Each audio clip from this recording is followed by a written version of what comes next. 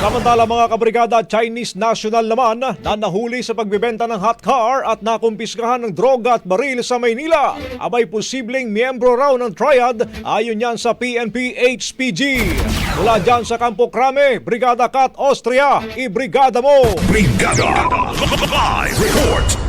Arestado ng mga tauhan ng PNP Highway Patrol Group sa entrapment operation ng isang Chinese national dahil sa pagbebenta ng isang sasakyang may hold order at pagkakatuklas ng iligal na droga at baril sa kanyang pag-iingat. Kinilala ni HPG spokesperson Police Lieutenant Nadeem Malang ang suspect na si Wang Zhe na naaresto alas 8:30 kagabi sa parking lot ng isang gusali sa Paco, Maynila. Nakatanggap sila ng reklamo na nagbenta ito ng sasakyan na nasa hold order list. Nabatid na kapag nasa hold order list ang sasakyan ay bawal itong ibenta at meron itong pending investigation dahil sa pagkakasangkot sa mga paglabag sa batas trapiko o posibleng krimen.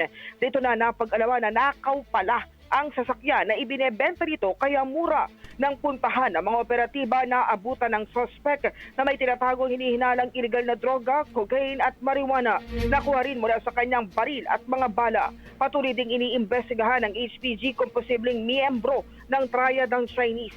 Ito'y dahil sa laki ng halaga ng iligal na droga na nasabat na halos aabot ng 800,000. Paliwanag ni Malang, supplier ng iligal na droga sa Kalakhang, Maynilang suspect at malaki ang network nito.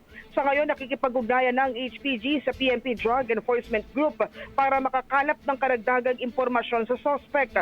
Aalamin din nila kung sino-sino ang mga pinabagsakan ng iligal na droga ng suspect.